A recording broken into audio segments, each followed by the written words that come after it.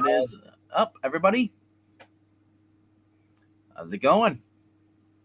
Trying out a new thing in here, and I got a new toy. Zach just said he can't make it tonight. No, he just send you a note. You need to send me a note saying I can't make it tonight. So I am trying a new thing on YouTube. You might have noticed that there's two top 5 streams. One, and I labeled it. One is for the phone, and one is the normal one, which you're watching now. I think Mariah's on right now, commenting. And so basically, what it does, it allows me to do stuff like this. So it's a vertical stream. So it looks like if you're on Instagram or or the other social media things. So it allows me to do that, and yeah, it's supposed to make it easier for more phone friendly, and also good for like Instagram Reels if I want to clip and whatever, or not Instagram Reel, but you know what I mean, YouTube Reels. So I was curious what that would even look like. So if you're confused by that, don't worry. Both chats will pop up in here. I'll test it right now. And yep, see, it pops up. Cool. So we'll be able to see both chats. I think Desert Rose is watching on the vertical stream, maybe on her phone. But already then. So I promise. So one of the problem is though, because if I share my screen, I will not be able to see you guys on the StreamYard chat. So I'll be watching through the vertical mode. So I don't miss anything. So I apologize if I don't reply back to you while I have my books everything screen shared. So all right. So I'm curious. The big thing I'm curious though is in the vertical chat how the screen share will look. If it'll be bad or worse, but we'll figure it out as we go. Alrighty then, and Breen, I don't know if you can see in our StreamYard. Can you see the left thing?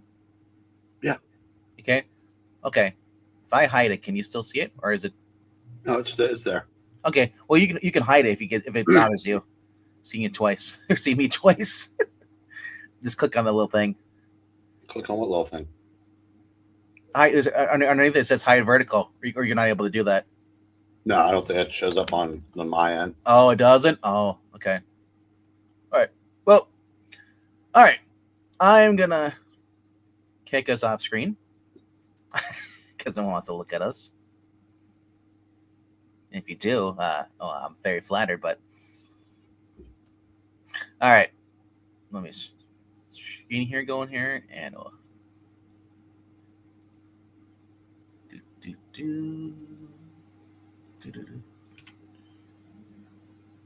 right. I'm curious how this is going to work out. All right. And okay, it actually isn't that bad. I don't know. Fred Flintstone's pretty cute. Oh, we got a secret admirer there, Breen. Oh. All right, so that ain't that bad. I thought it was gonna be a lot worse on the phone, but actually that vertical thing is really cool. All right. Let's just jump right into this. My number 5 for the week. And for those who are just tuning in, Merry Christmas. Especially for those who are tuning in and clicking right off. Number 5 this week is part 1 of the Quintessence War, Void Rivals. Number, I believe it's 25? Yeah, 25. All right. So Void Rivals number 25. War comes to the Sacred Ring. The Quintessence War begins. No one can prepare for an all assault from the Quintessence or the Spanish Inquisitions. Derek and Solalia must lead their people into the deadliest war they've ever faced. When the dust is settled, the status quo of the Void Rivals will forever be changed. Nice. So I'm curious now. I do this. Yeah, so this is cover A. Wow, that actually looks nice. Sorry, I'm admiring how it looks like on the vertical stream versus the horizontal one you guys are watching on the PC. This is cover A.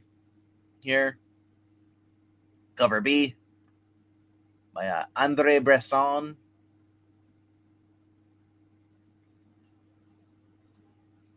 I gotta admit though, for a while this was kind of like a dud story, and then it picked up, and then it just kind of got dull again.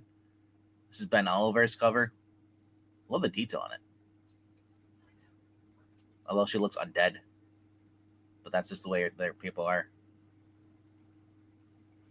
The Carmine Di Monaco variant. Okay. Handgun's got an energy blade, or at least he's holding an energy blade. That's what he's doing. And then we have the 1 in 150, or 1 in 150. Lexi Larix Lee. Ah, yes, the Barbie variant. That's what it looks like. And then foil variant by 100. Jeez. There's 11 of these covers? Dang. Of course, there's this one, but no. Let's go to conventions. Yeah. All right. So that is. Sneeze.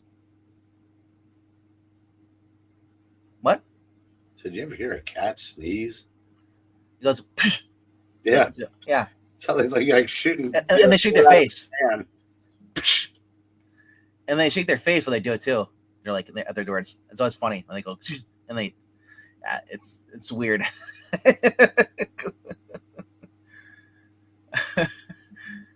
All right, and that's number 5. Still more exciting than Void Rivals to me, but you know. Hey, I don't blame you. You know, it's if you're not into a lot of this dystopian kind of space stuff or Transformer stuff. Although it's not really much different than Space Ghost to me. Except for it's completely different. It's still space adventure with drama. Yeah, it's just that's the comedy at space. Adventure, drama, ghosting people, cat sneezing. Yep. I told her it was nothing to sneeze at, but she didn't listen. She sneezed because somebody's talking about her. That's why. All right. My number 4 for this week. Let's go down here. Is the Immortal Legend Batman, number 5. All right. This has been a fun little series for me because where Elseworlds go. Kyle Higgins just brings a little more, just more energy to the title. It's kind of like almost like a Batman Beyond, the way to describe it. It's a new take on basically on Bruce Wayne, the Batman saga, and just putting it into like a cosmic kind of like a Kamen Rider, Power Rangers kind of setting. The Immortal Legend Batman's hunt returns him to Gotham City, sprawling planet-wide city he used to call home. Planet-wide city. That's a big city, bro. While looking for the next shadow monster, he'll have to reconcile with the civilian life he left behind. But to his surprise, it's almost like Bruce Wayne has never left. Enlisting the help of Barbara Gordon, Batman will have to uncover if this is the work of the shadows or someone just playing a sick joke. $40 for $5. $40 for $5? That's a great deal. Yeah, right? Yeah, 40 pages for $5. That's not as great a deal. Because if somebody was going to sell me $40 for $5, I would take that all day. Unless it's other world currency, or other Earth or other country, third world currency. I don't know if that worked that much for you. No, probably not. I'd give you $40 worth of pesos. Like that? Well, yeah, $40 worth of pesos. Yeah. 40 pesos? No, $40 worth. Yeah, be the same. But where are you going to spend the pesos? Mexico. Make him go Mexico? All right. Then this is the Toquito Toro variant.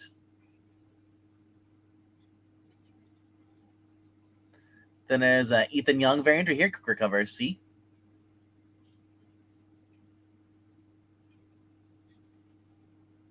and then the normal cover here. But yeah, Dan Lawrence about this. What's that? You know what I don't like about this? The cover reminds me too much of Future State. The title, yeah, the blue on top. Yeah. I hear you. But here's the thing, though. This is way better than Future State ever was. Man, it's got the stink of Future State on it. See that? I don't even see the top part. What I see is a freaking giant barcode. I hate barcodes. They're my enemy. Some would say you have an unnatural hatred because it's not even that big. No. Look at that.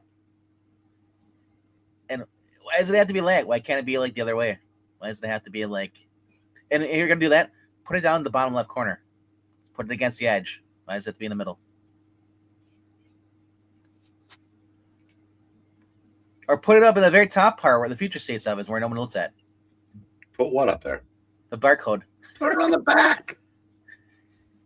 Well, no, because the retailers can't turn the book around. It's too hard. Too freaking bad. Retailers are there to serve the customers. The customers want the barcodes on the back. The company I know that does puts on the back, I think it is Zenoscope, and I think Dynamite right now are the only two. I can't think of any other ones offhand. Maybe Ghost Machine? Not sure. Oh, no. All right. That is my number 4 for this week, though. Why won't this game end?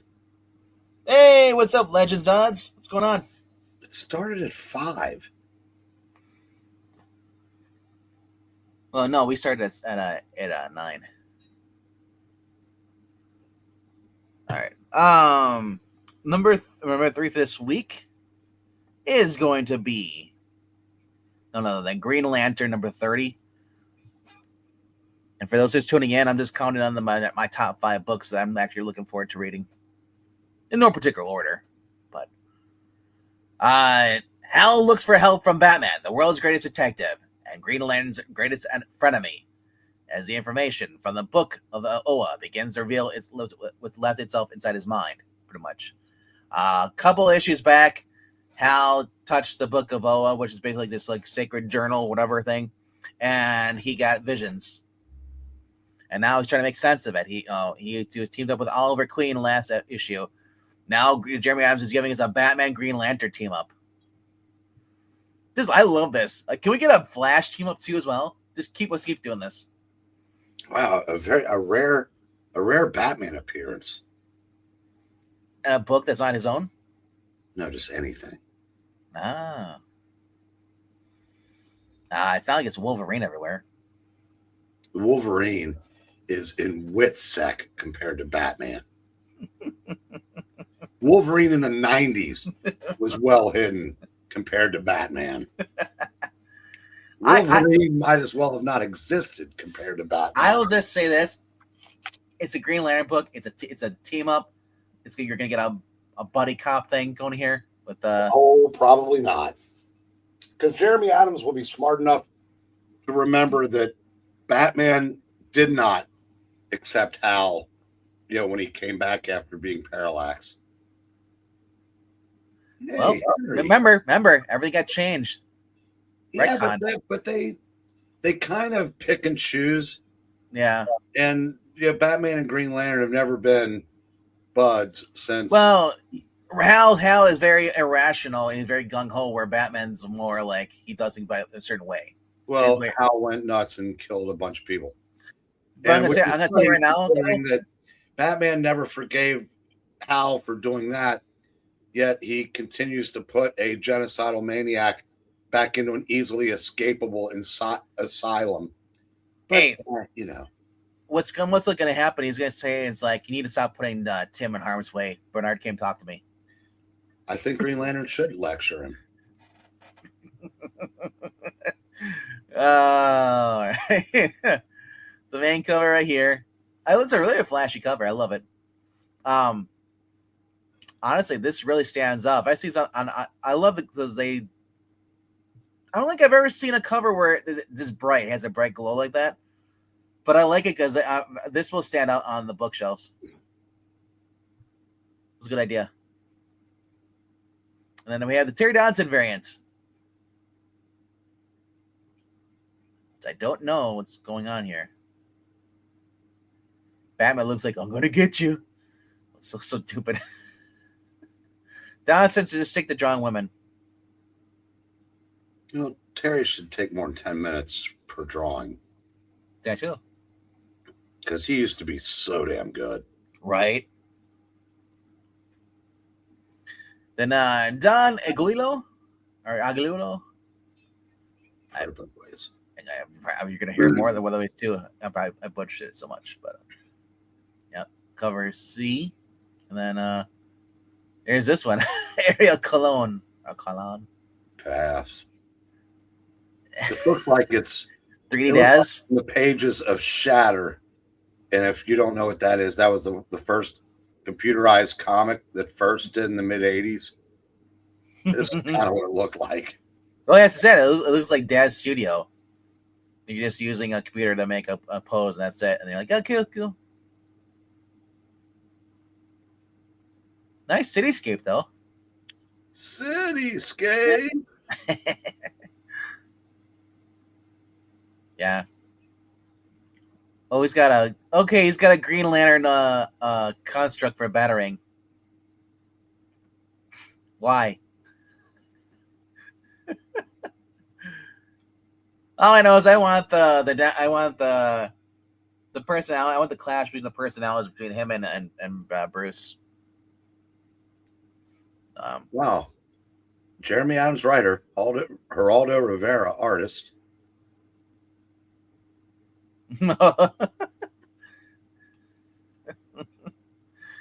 Yep. And Link Carr is still the editor. And then Annie Wu is the cover artist doing cover. All right. That's Annie Wu, that cover that you like. The main cover. Yeah. Like I said, it's a bright cover and it captures your attention. And it also captures their personalities. Bruce is by the book, and he's more like Hal Jordan is like carefree. I didn't ask for a soliloquy. I just wanted to know if that was the same. And I said, yeah, it's the main cover. But and don't you dare use big words around me. You know who I am. I should know better after all these years. It's not very. I should endeavor to be monosyllabic in your presence. I implore you to. Well, that would be most propitious of me. Yes. Do not besmirch me again. Okay, William Regal. It'd be in your best interest. I mean, Mariah was an Iron Man, wasn't it? Yeah.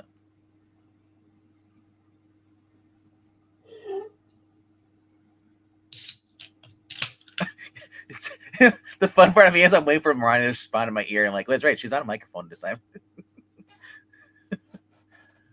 All right. Number 2 for this week. Scroll down.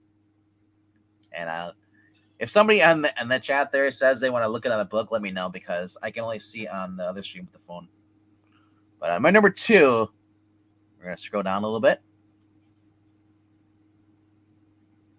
Keep going, scrolling. Down to Teenage Mutant Ninja Turtles Saturday Morning Avengers, number 32. These have just been fun. If you like the Archie Ninja Turtles books, you know, it's the same type of humor. This actually has a little bit more. Eric Burnham and Dan Schoening, if you don't know who these are, they were the dream team. They were the dynamic duo on the IDW Ghostbusters, and why that book was so awesome, because these two were just capture whatever property they're writing or drawing. They are just fans of it.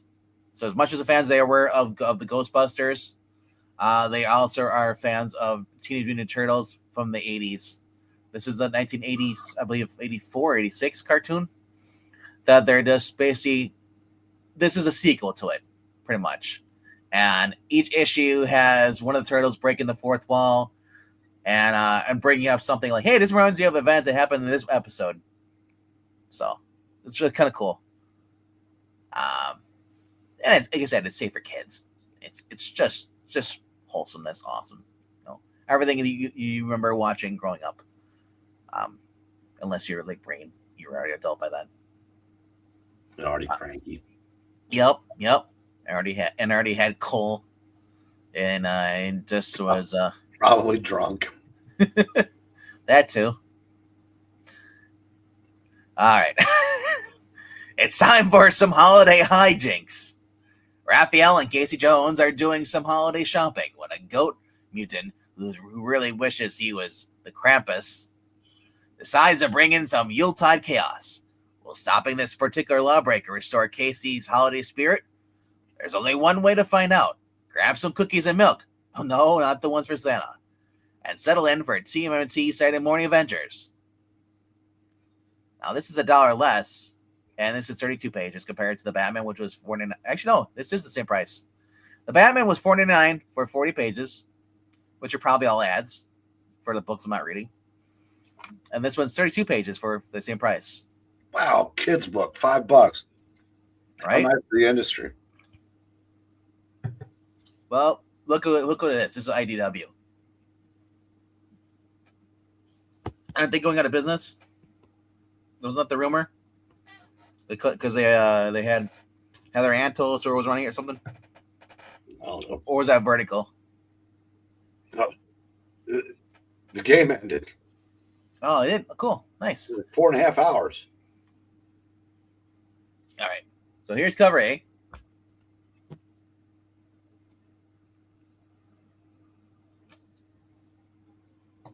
I love how they have the little turtle shells on there too, and then the weapons. Casey's bats. And then on the Raphael side, a little bit of pizza on the wreath.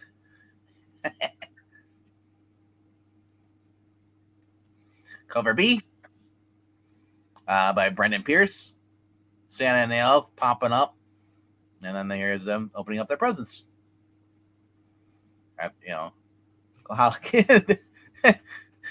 Donatello's got a Game Boy. I love that.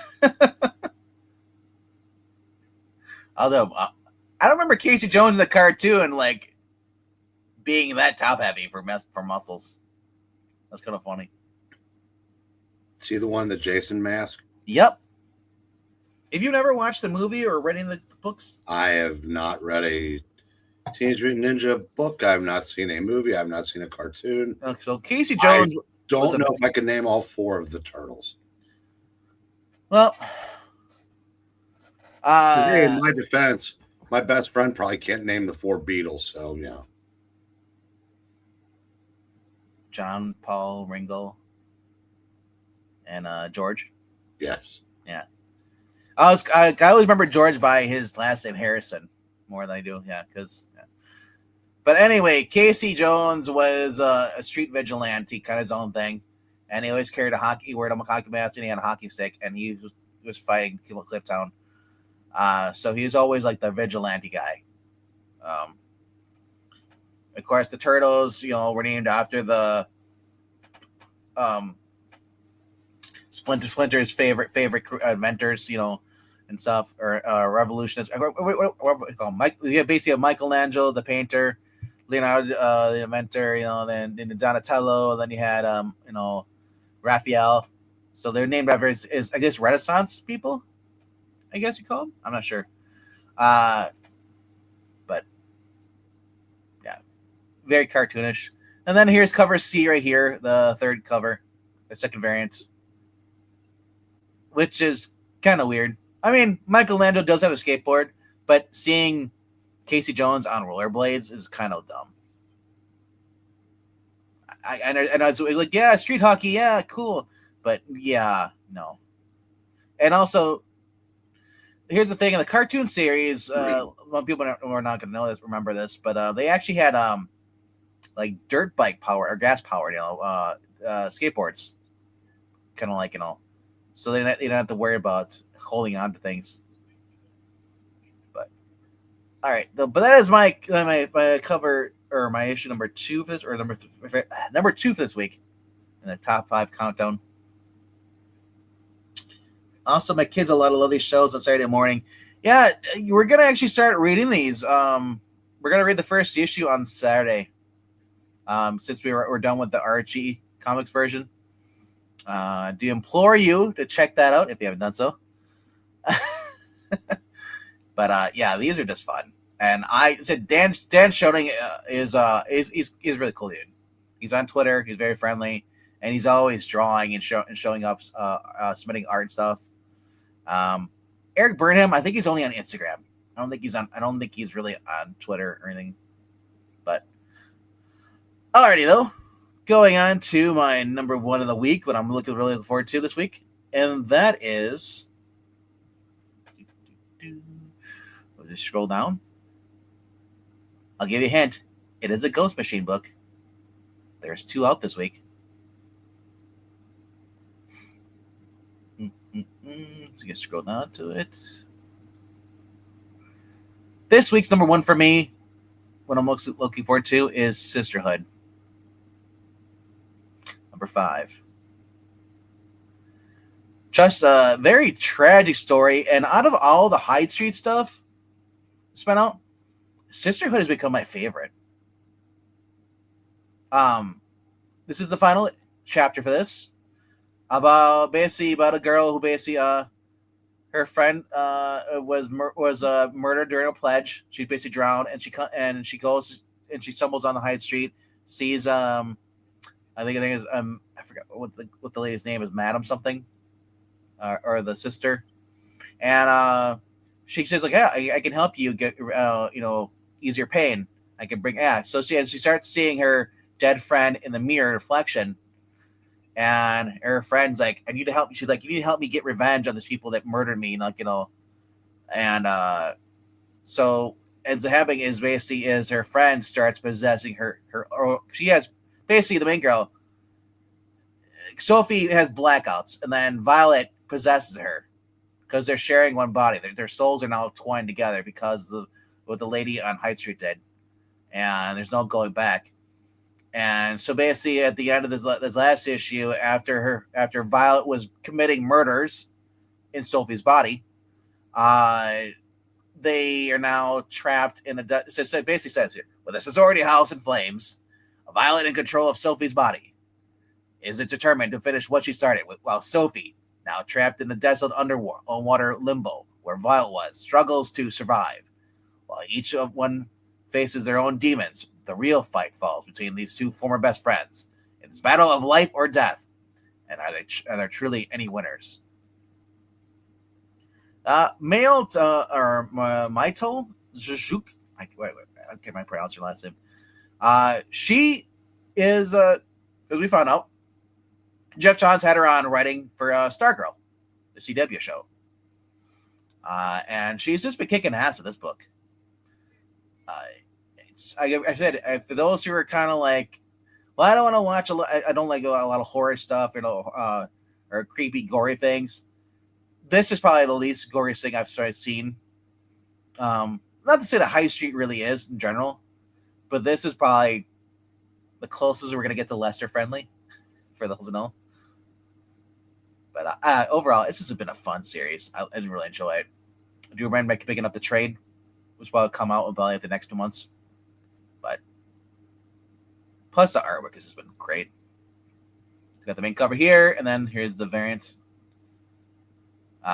which is by Brian Hitch.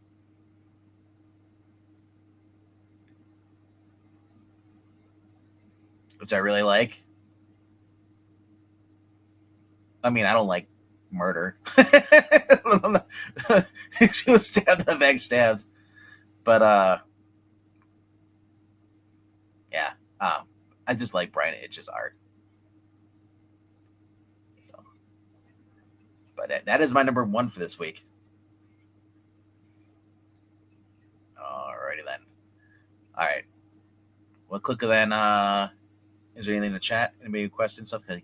Brian? Nobody's asking to see anything else, or is just Marani over there? Desert Rose, awesome. My kids have a lot of these shows on Saturday morning. Love a lot of these shows on Saturday morning. I only have Legends and Desert Rose in my chat. I don't have Marania. Henry's saying read Johnny Ben Sue, The Fabulous Four. And Ronnie's asking, what about Rockefellers? Rockefellers, we'll get there. Yeah, we're going to go down to it. But but it's not, Rockefellers did not make my top 5. But other books coming out this week, we get the Detective Comics with Dan Waters. Or is it Dan Waters Detective Comics? No, it's Tom Taylor. Absolute Superman number 14 by Jason Aaron. Absolute Martian Manhunter. I forgot who's writing that. Wonder Woman.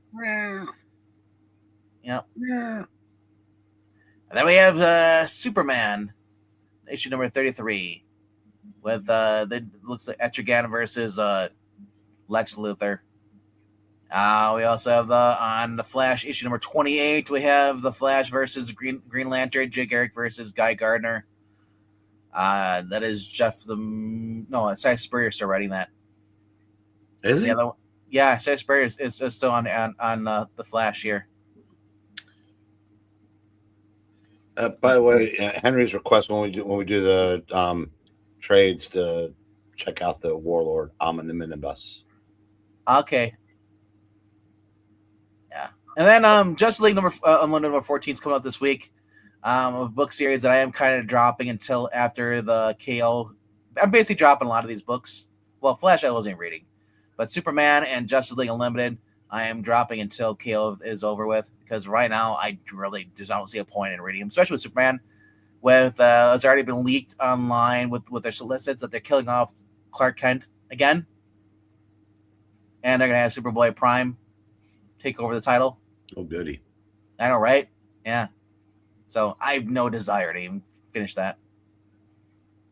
Plus, is somebody pointed out, all this is Fortnite. That's all this is. You're reading someone writing Fortnite as a comic book. Because look, we also have DC Kill, the Joker versus Red Hood.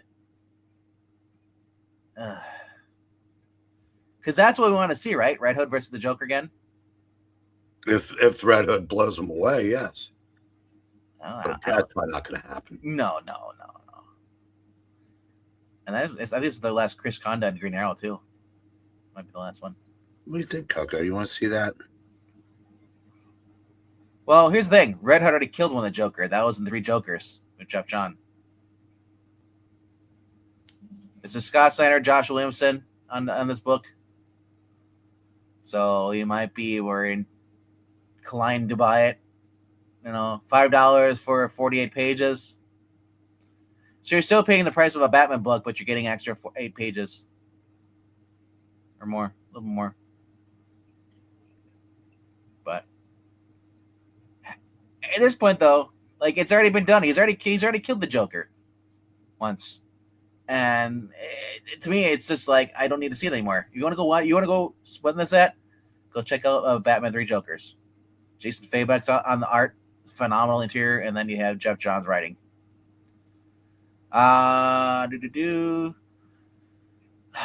Skinbreaker.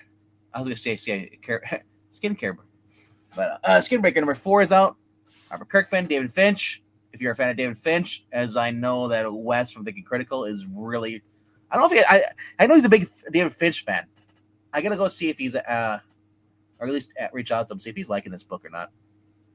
I might check it out later once trade's done. Spider number 94, issue 4. Kraven Hunter came to rescue Spider-Man from Morbius. The last issue. This is based off the animated series. If you're into that stuff, I'd recommend checking out. The first couple of issues were pretty good. Justice League Red is the one I'll be picking up this week too as well. Just to see where this is going. And also Batman Static Shock, Batman Beyond teaming up with Static Shock. First issue was great when they're fighting, but it felt very what's to say though? I don't hate using the word woke, but very forced viewpoint. And I just didn't care for it. And it was less of a Batman Beyond story. It's more of a Static Shock who got his powers from a Black Lives Matter, rally. That's what that book was. I was just like, that's great and all, but that's not for me. It sucks because I like Batman Beyond. And plus, I don't want to pay $5 for something that I've only given like 20% of the story is actually good. If even that. Oh, look, Cloak and Dagger now joined as one. Yeah. All right. And then we have Undead Pool. I guess that's went out this week. X-Vengers. I don't know what that is all about, but looks like Twilight or something. I don't know. I know the Vision just got voided or sentried, ripped in half. Justice League number 2 versus Godzilla versus Kong. Number 6. Hey, look, Trinity, daughter of Wonder Woman. That book's still going on. Instead of paying the $3.99 for the Wonder Woman thing, check out the Sonic the Hedgehog number 83. It's $5, but you're getting better story and better art, and it's not tied to Marvel DC. Speaking of Marvel DC, Marvel Winter Break, the special number 1, which is basically a pinup story, pinup art in there, winter pinup bikini stuff. But also it has a story by Tony Fleeks and Tim Seeley for $6. There's a variant cover for with Rogue and Gambit, but yeah. Thundercats number 22, a series I'll be picking up this week as well, because the series has actually got back to the point where they actually have Lionel back in the story. For a while, Lionel was missing and the story just kind of floundered. So now that he's back, and they just had their Christmas special, which came out last week. That was written by Ed Brisson. This is Declan Shavely on the main book. I'm gonna try and dip my toe back into it and see if it's picked up in quality. Otherwise, it's just gonna go right back to the curb. But hey, Lucio Perillo covers are pretty hot. Capes number 2, coming out with Robert Kirkman and Mark Englert. These are reprints, but I guess there's also be some new dialogue they promised with these series. And it looks like it might go past 7 issues and be an ongoing. It's from the world of Invincible. If you've not checked it out, these are fun stories and something new to pick up, because these originally were collected in the omnibus side story stuff. But hey, if they're tweaking and adding stuff new to it, my only worry is that whenever someone comes back and says, you know what, we're gonna change the dialogue, my first thing is you're gonna do what you did in Invincible in the animated series. You're gonna cave to the people who are offended by your original content and cater to them. So so far I haven't seen that in the first issue, so I'm hoping he doesn't puss out and cater to people who don't even read the book. But Rockefellers number 11 is out this week too as well.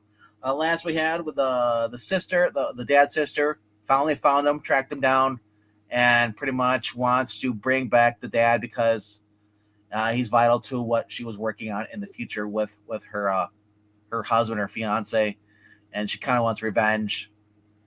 Even though he pretty much saved her life by making her a cyborg, but he couldn't let her die. But that's what's going on. That's $4 this week. I mean, he made her totally not cyborg. Pretty much. So the family was on the run. They teleported and they crashed. And that's how that was the last panel. So it basically, as some people say, well, that's not really a great cover because that's the same panel you saw at the end of the last issue. This is interior art. So, I guess it's supposed to be Morgan Le Fay in that 1776. Hello, Darkness, my old friend. Let's see if there's anybody cooler writing on it again. Probably not. These have good covers, but I don't recognize any of the writers sometimes. Robert Hack, Torrin Grunbeck, and Zach Kaplan on here. Yeah, they're all good, but I don't want to read them because I don't want to find out if any of them are just like lefty loons and I didn't know until now. Well, Torrin Grunbeck hasn't really. The worst thing she's written that I've read is her Catwoman run. Well, but I'll tell you though, remember how good we all thought Chris Condon was until he wrote one of those stories for the new so-called Yeah. EC? Yeah, I hear Hell you. or Darkness was just as bad. So I'd rather not. Well, no, it's not moot point. I wouldn't be getting it anyway. But I do love these covers though. Merry Christmas. yeah.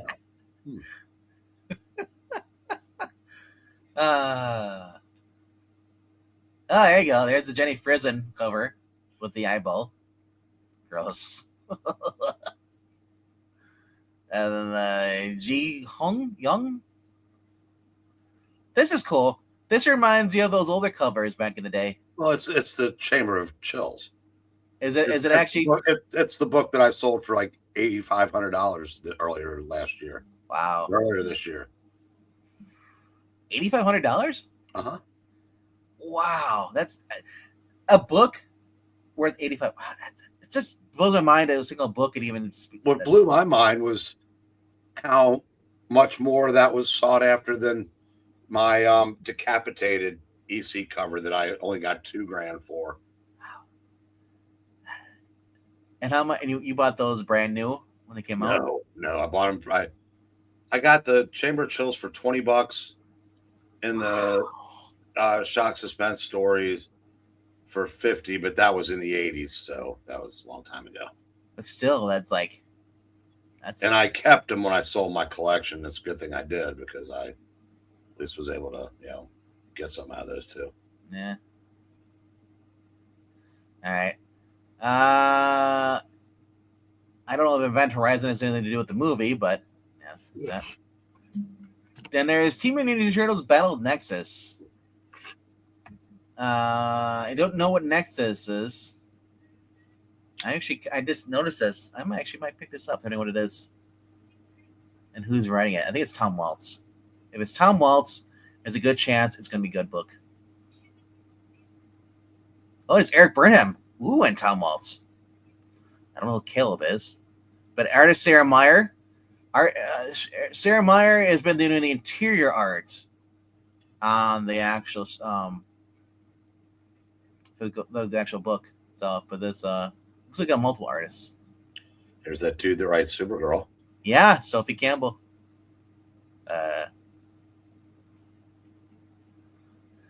The reddest TMNT event of the decade kicks off here. This blistering 5-part weekly series finds the Turtles fighting for their lives in a martial arts challenge unlike anything they faced. For the first time, IDW's heroes in a half shell meet the allies from other fan-favorite TMNT universes as they fight for their lives and discover the unbelievable secrets of the Battle Nexus. Is that supposed to be Ninjara on the cover? Well, I hope you were asking yourself that question. No, I know. I'm not asking you. I know. Marani would know it too. It kind of looks like because for those who follow the Archie comic books, Ninjara was this fox girl that Raphael was banging. Oh, we didn't see her, but we banged. We got Slash up there. We got Shredder from the Black. Oh, that's Shredder from the original universe. The Eastman Laird and all before the cartoon series, the Serious Turtles. Then there's a Robot Turtles. Must be a Transformer.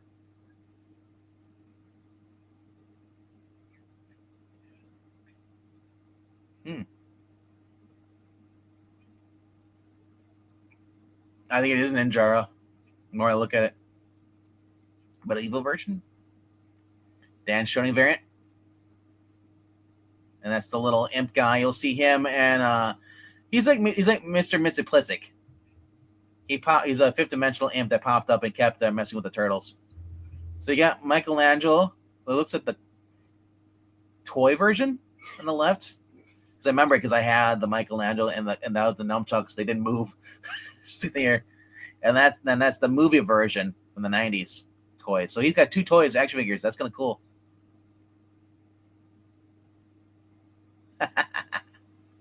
Nice.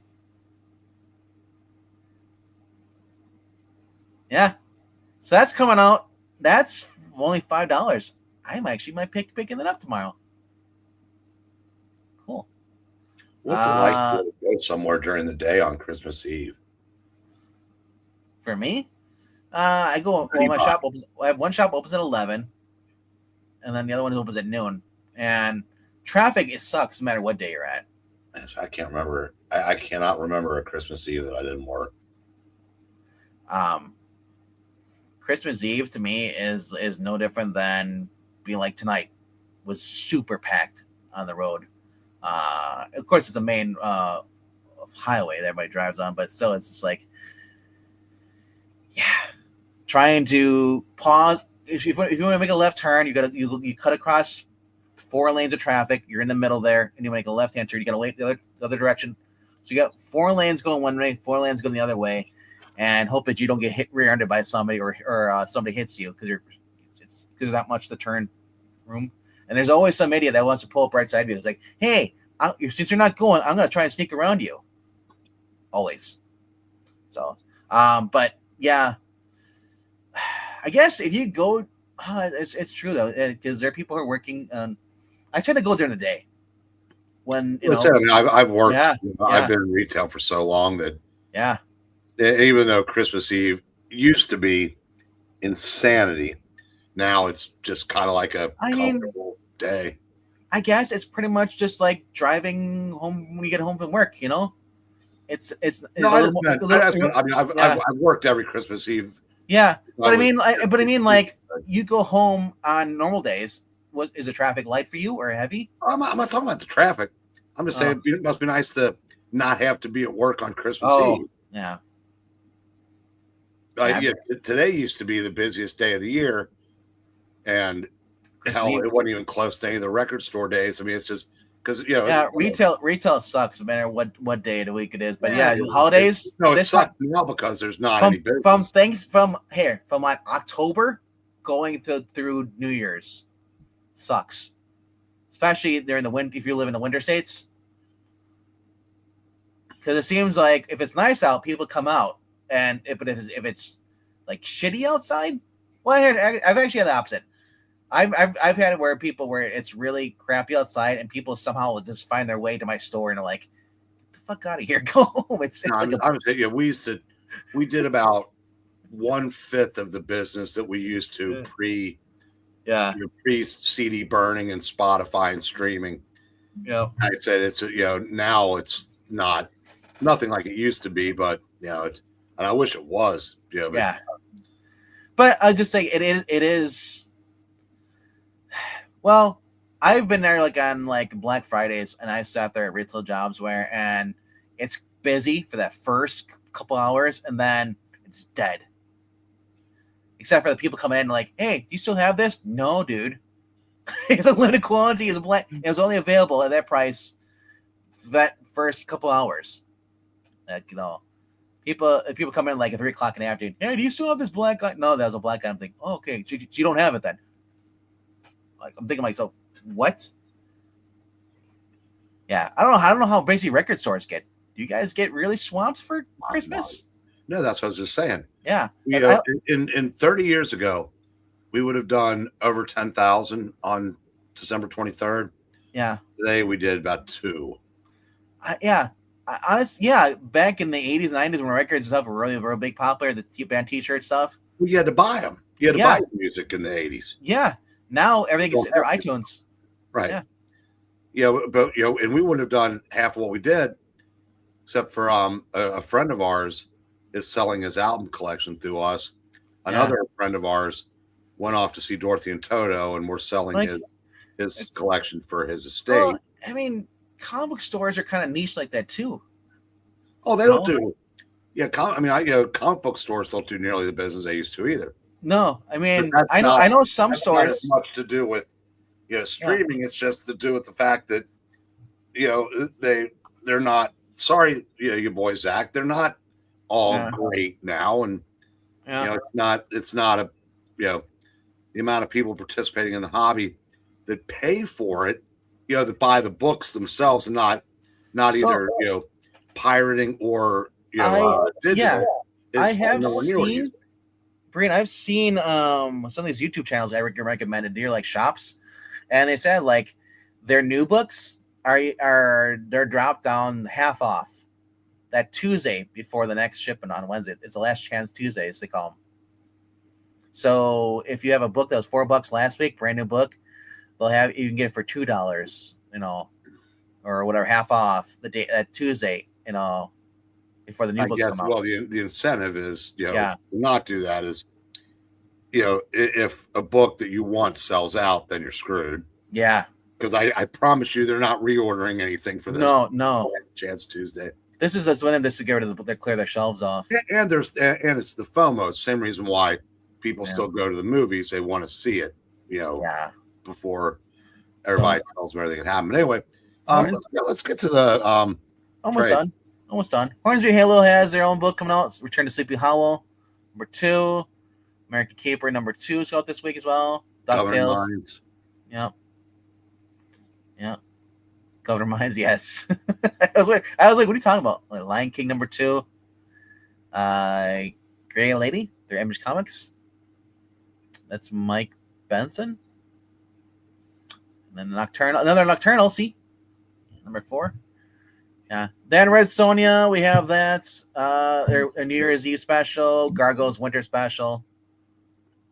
G.I. Joe, American Hero, Falls Edition. Here's the thing. For those who are fans of Sarah Frazetta, which she's doing with her dad's or grandfather's stuff, Sarah Frazetta is writing a new book, Fire and Ice Necron. That's her new book coming out. It's $6. I'd love to support it, but that's a lot of money for someone I've never read anything by her.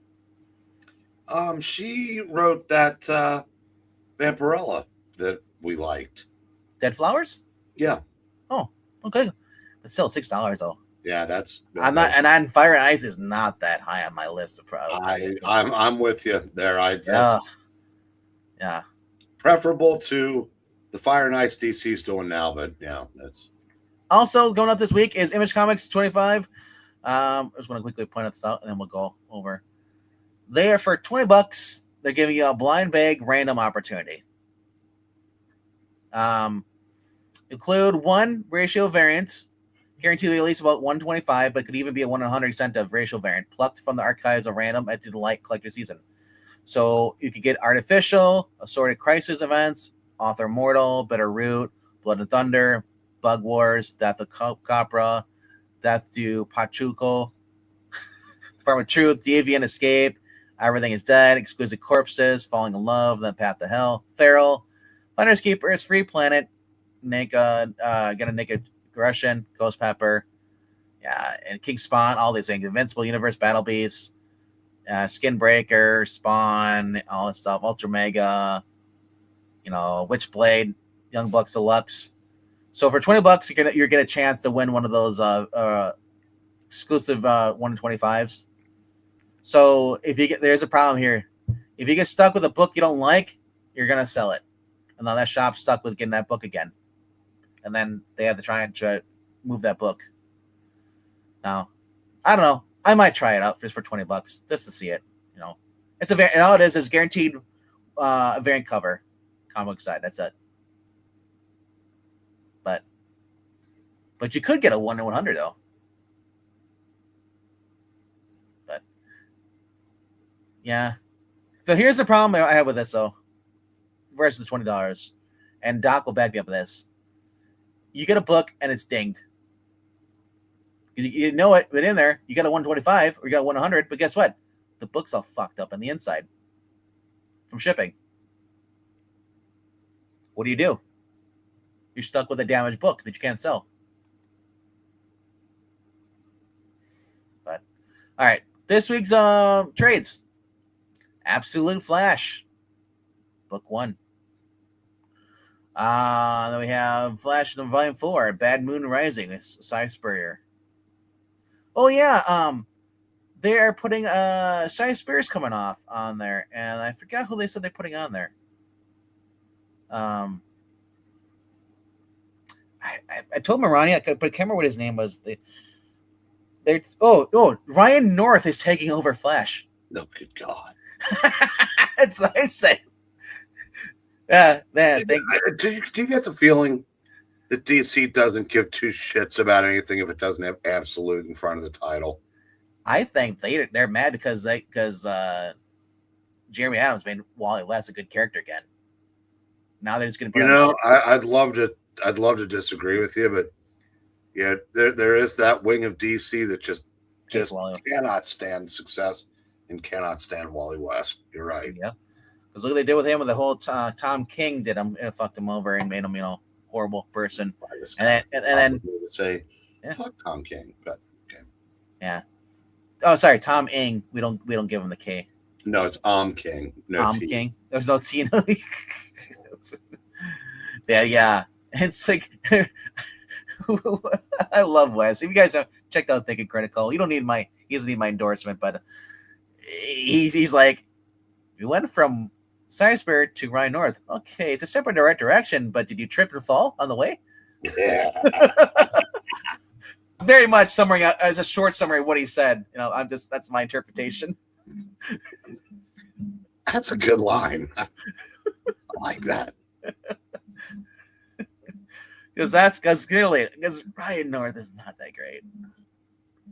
They put Dan Slott, who ruined he was ruining Spider-Man over at Marvel and stuff, and Iron Man, and they threw him onto Superman, who was just fixed by Josh Williamson.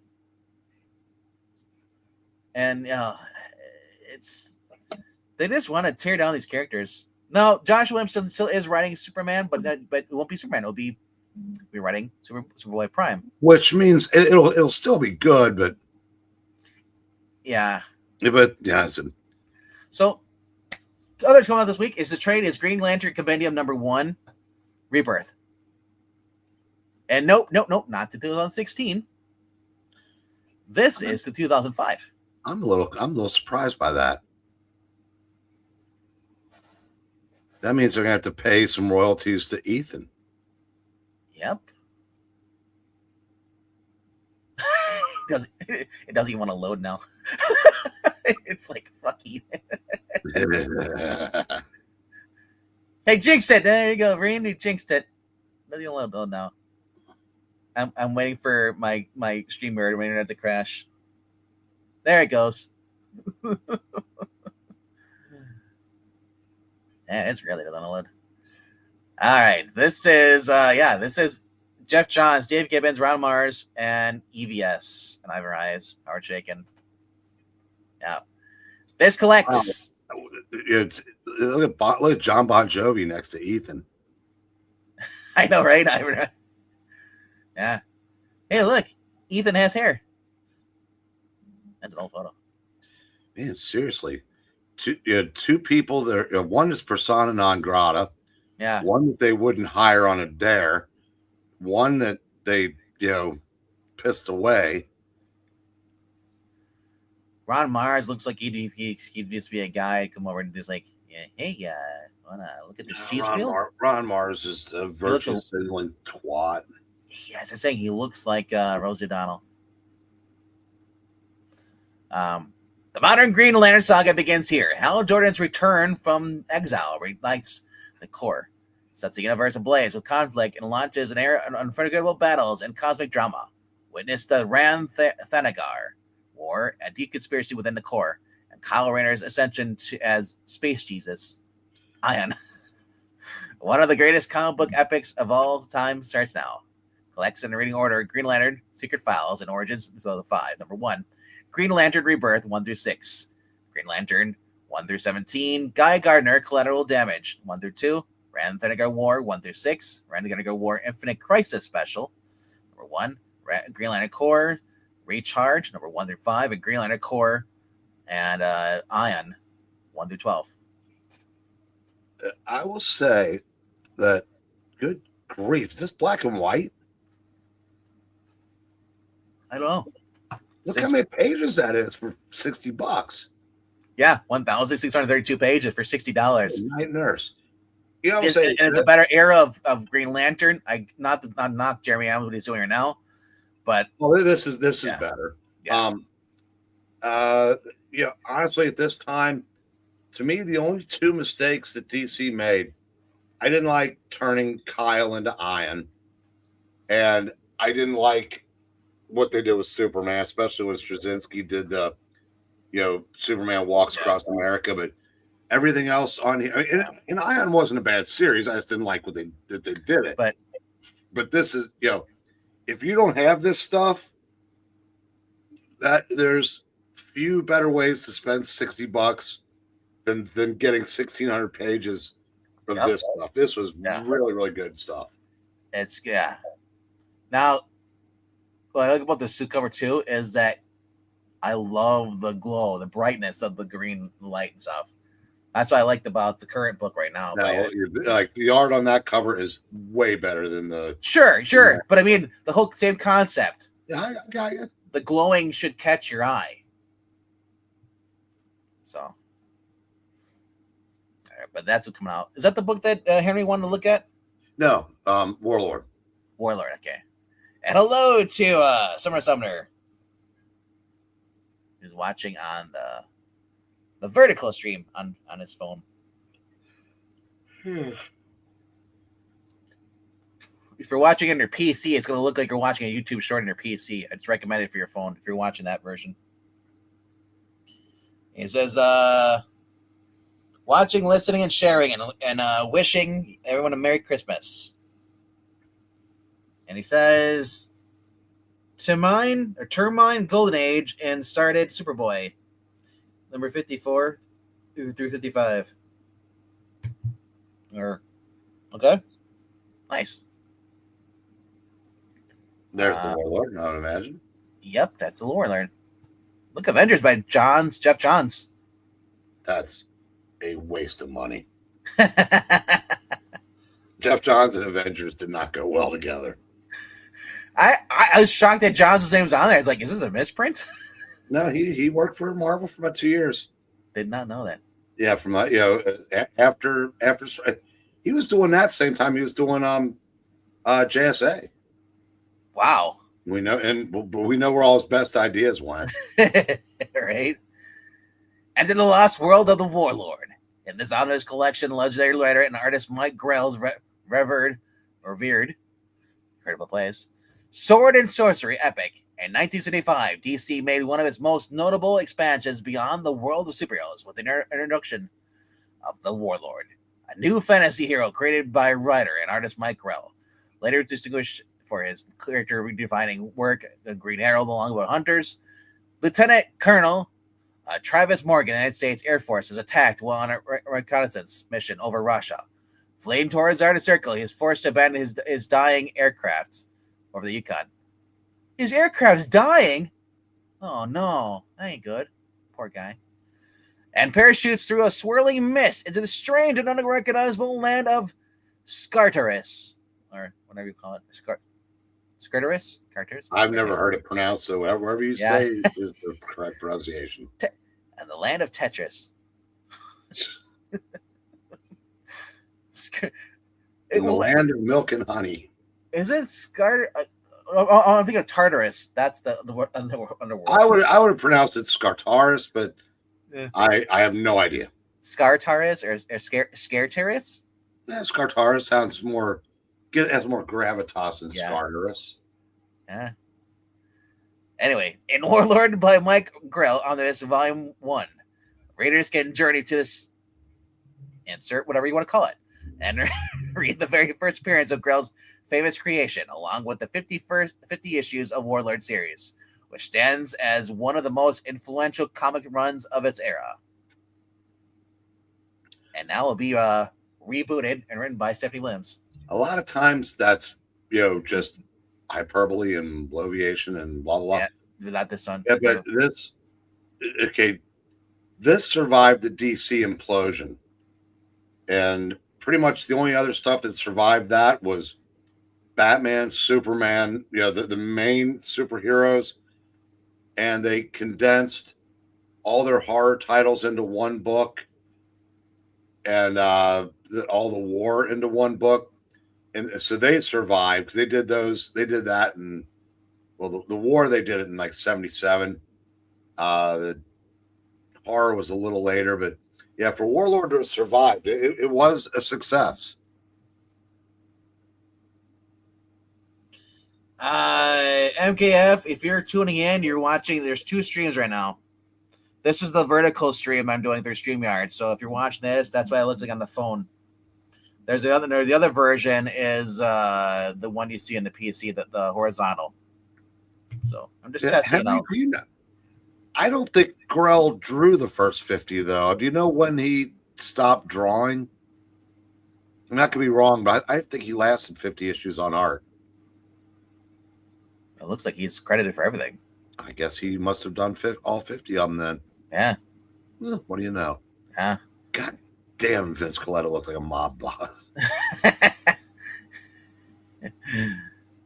Yeah. Ben Oda, though, looks like hey, it ain't no Sanity Claus. Looks like one of Ben Oda looks like a Marx brother from a 40s gangster movie. It looks like one of the Marx brothers, the one you don't know about. And John Costanza just looks like a director. He looks like he's hanging out with George Lucas. Yeah, Jack Olick he wrote a lot of DC horror. Yeah. Todd Klein looks like you son of a bitch. he's got the his smirk like that. It reminds me of Charles Bronson in Death Wish. Every single time I see that. Can't say I remember. So this collects first issue special number 8, Warlord 1 through 50, an Amazing World of DC Comics number 12. $100 for 736 pages, wraparound dust jacket cover. Oversized. Go to in-stock trades. Get it for half off. Almost. All right. And then, of course, we have Birthright, book 2. And then we have, hey, look, it's ROM Epic Collection, the original Marvel years, volume 3. Trade for $50. ROM was a fun series. Guest stars galore. Yep. Then we have Mad Men Omnibus, volume 2. Oh, sorry, that was reflex. Don't worry, it is not coming in a box. And the Lazarus Volume 8 trade. Break. Dune. There you go. There's House and Trade Days at Deluxe Edition. Then they have Marvel Masterworks Amazing Spider-Man Volume 27 hardcover. $75 for issues 279 through 288 and annual number 20. Well, I tell you what, it's taken forever to burn through the rest of these Marvel Masterworks before they discontinue the imprint. They're gonna go for a while. And then we have the Kevin Eastman covers from 2019 to 2024 hardcovers collection. So if you like that kind of art by Kevin Eastman, go for it. I think he sucks when job comes to drawing the turtles. He's not as bad as Jim Lawson, but I just don't like his style. No, he has now. To be fair, he was the Kirby, the one who drew it originally. But I just like Kirby. I think a lot of people have improved on his characters. Not to say he's a bad artist, though, but I think Kirby's a better artist than Eastman any day. And then that's it. Unless you want to get the Winx Club. What the hell that is. It's through Mad Cave Studios. Then Lumberjanes. Sounds like a very good. Exactly what you think it is.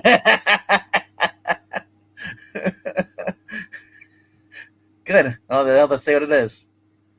Chris Condon. Far down below. Trade. Yeah. I just saw that. Yeah. And the Pale Knight. The Mad Cave. Peter Milligan. And then that's it.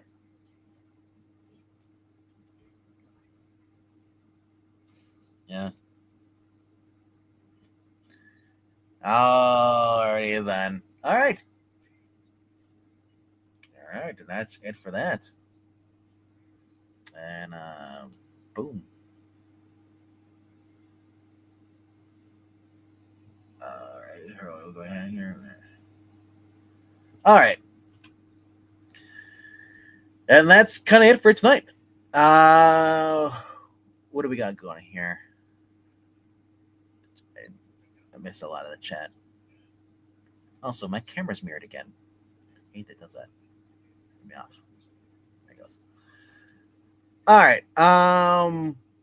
Bob Smith looks like the happy joy manager. Do we get a Coco sighting tonight? If you go over to your cabinet, grab the container of Swiss Miss, and take some scoop out and put it inside your cup. Pour some hot water in there. There's your Coco. Yeah. All right, so yeah, I explained before. I was just trying out the new vertical stream. I don't know if it'll make a difference at all. I just want to see what it looks like. But yeah, I mean, I prefer the watching the PC version. That one, the horizontal, because you get to see more of the comic book closer up. Even on the phone one, if you're on the phone, but. The other one was just, I guess, what people use when they do Snapchats or Instagram or TikTok stuff, like that. So I don't know. It was a different format, but I probably won't use it again. I was just curious to see what it looks like. But alrighty though, a shout out to everybody who joined in here, and a Merry Christmas to you as well, Mark.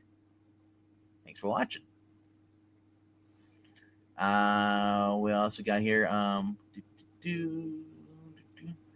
No cover increase for me. X-Men covers, food covers. Yeah. He doesn't do X-Men covers or food covers. You don't like what was that, Little Lotta? The food covers, Henry? Yeah. Tonight's cover ranking, I guess, is more Christmas covers. I guess. Don't know. He had it up there earlier. He had it scheduled. Yeah. I just remember what it was. And thanks for showing up, man. Legend Dodds. I don't know if you've been here before, but hey, thanks for being here.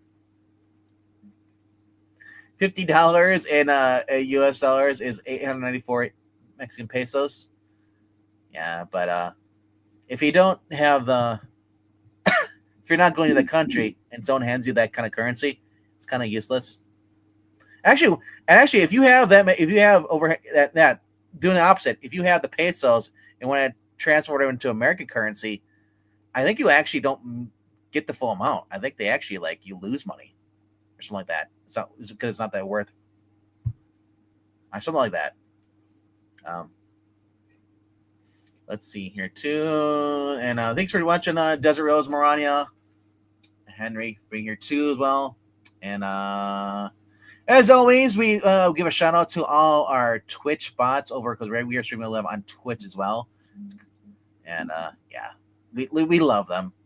They just pop up and they just leave a comment. All right, but alrighty though. I don't like tea, bro. I hate tea. I'll have coffee before I have tea. And I'm not even a big coffee person. But, Harvey Christmas covers. Thank you, Marania. That's what it is tonight. That's what Henry's saying is not his cup of tea. Yeah. And I said I'm not. He wasn't actually speaking of tea. I know. He was talking about the covers. Oh, I had no idea. Thanks. I know. It's always better when you explain the joke. It's my lotta in life. You know what I learned yesterday? That Wayne Newton was singing Christmas songs back in the day. I did not know that.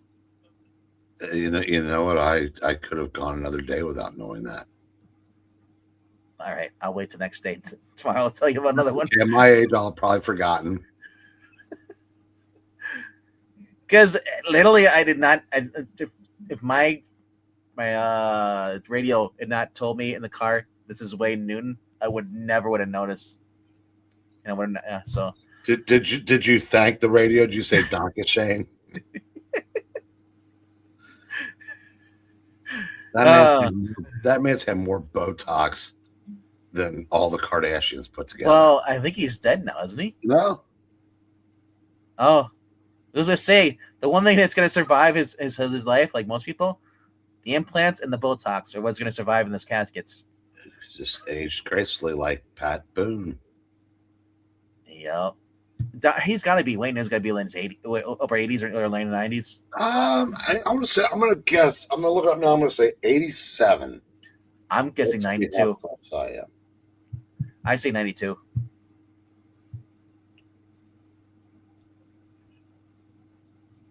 Curious now. God damn, he's only 83.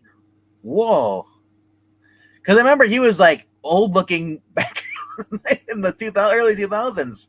Well, that's a relative term. I mean, like I said, his face hasn't moved since 84. The year, not his age, which he isn't yet. But don't you remember he'd pop up on TV shows just randomly and just like, okay. No, that was Slim Whitman. Who? Exactly. All right, let's get out of here. Fig Newton, is that a bar? Yes, it is. Oh. Remember those are popular? All right. We're gonna do it here. Tomorrow night. I don't know if I'm gonna go live or anything, but it'll be Christmas Eve. But on Thursday I will be reviewing Best of the Week by myself. Probably around 3:00 Eastern in the afternoon. I'm just gonna review my I think I have like 13 or 14 books. Just gonna go right through it, the little power hour review, and yeah, that'll be it. And then on Friday, football games mean anything, so I may join you for that. Oh, okay. I don't do anything on Christmas anymore, so that's. Oh, okay. Yeah, I don't have anything going on till like 5 Eastern. You know, and it all depends. If it's like we're supposed to go, originally I said 50 degrees for Christmas Day. Now it's down to like, oh, it'll be a high of near 40, and then they're calling for rain that night too, and just really? like, yeah, we're still at 60 for Christmas Day. Yeah, lucky you. It is 35 degrees outside, and most of my snow is already melted. Now my pumpkins are starting to thaw out and rot because they're frozen solid. So they never there's this funny scene. I had 2 pumpkins on my front porch. I couldn't move them. Here. Yeah. So, all right. Well, we're gonna hear. We'll see you over on Isle of Comics if you're gonna join us for some Harvey cover rankings. If not, have a good night and Merry Christmas, and we'll see you, later when we see you. Later.